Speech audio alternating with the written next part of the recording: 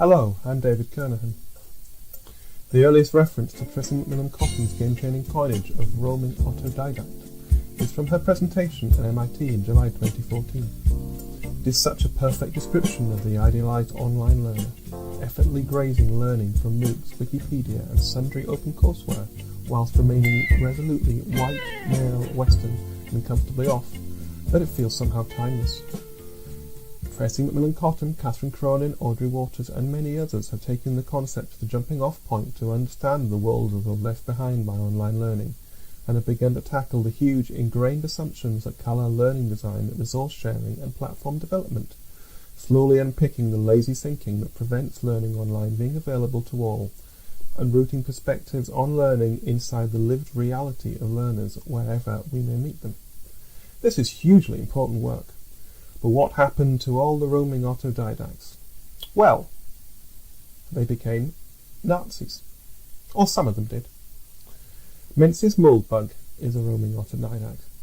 He'd be the first to admit how much he has drawn on the resources shared by Project Gutenberg, Wikipedia and various open courseware efforts to create the reactionary neo-feudal monarchical restorationist system of closed thought described in Unqualified Reservations, a body of work supposedly fettered by the lights of Steve Bannon and Peter Thiel. He's undeniably well read. Late last year I paddled through some of the surface waters of his world and of parallel realms such as Nick Land's Dark Enlightenment as a painful and possibly misguided attempt to understand precisely what was going on in 2016. I can't claim to be familiar with the majority of the sources he cites. I don't think anyone could, but the same could be said for any serious book in the social sciences. When people write PhDs, they draw together bodies of knowledge and reference that have never before been drawn together. They synthesize it, make links, and draw conclusions. Examiners cannot be expected to be on top of this entire corpus, but what they are incredibly on top of is the safe ways that all of this information or data can be drawn together and built on. Methodology. Statistical, historical, sociocultural, scientific, these are the tools of discernment. And these are the things that a PhD Viva is designed to allow you to defend. A roaming autodidact has little use for methods. He, it is always a he, does not need methods to draw conclusions. He needs sources. A researcher knows she can find a source to validate just about any crazy idea. A roaming autodidact knows that he can find a source to validate his crazy idea, but he does not know that this is universally true. Moldbug practices slow history, explaining it thus. The student of slow history, who has no faith at all in consensus wisdom, official truth, and everybody knows chestnuts, is willing to rest enormous judgments on a single, indisputable, authentic primary source. This may be slow, but it's not history in any academic sense. It's cherry-picking. It's appeal to anecdote. Just because one guy said something in 1942 does not make it any more reliable than this one guy at a bar last Saturday. It's a single point of information, a datum, if you like. To start drawing anything reliable at all from it, we need a few more sources, and not just the next ones we find.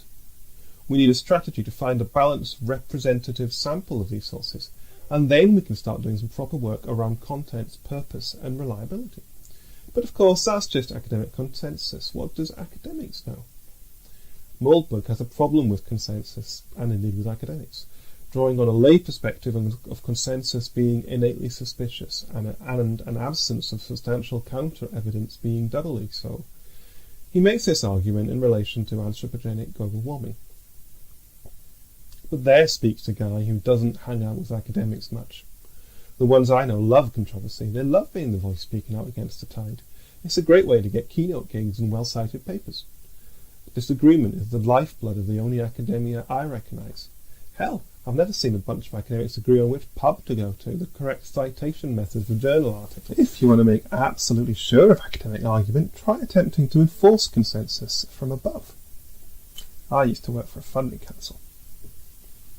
Open education and open culture has put a great deal of information into the public arena. Much of it is primary in nature. It's undigested and differentiated. The terms of common open licenses do not allow us to care much how it is used after release, and it would be perhaps unfair to castigate Project Gutenberg or MIT OCW for the genesis of the alt-right and the birth of Trumpism. Mike Caulfield is doing as much as anyone to work out what we need to do afterwards. Collaborative explanation is academia at its best.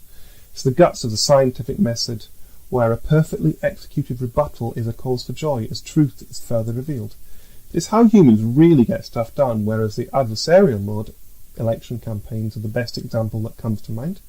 It's how we stop things being done. It's a mode of inquiry that's important we inculcate the next generation of roaming autodidacts in before they become Nazis. Or some of them do. Adversarial explanation is academia at its worst. It's the I know something you don't mode of debate, praising esoterica and using sources as weapons. It's the mode of debate that leads to conspiracies and polarisation, hidden secrets and arcana. It can make for wonderful storytelling and has merit speaking and writing, but fundamentally it is a model of smartness that celebrates breadth and denigrates synthesis. Caulfield's recent work has been focused on the development of online tools to foster what he prefers to term a choral explanation, multiple voices synthesizing into consensus.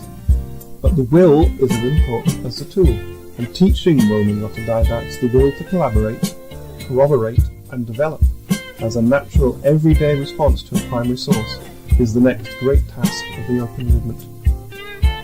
Thank you.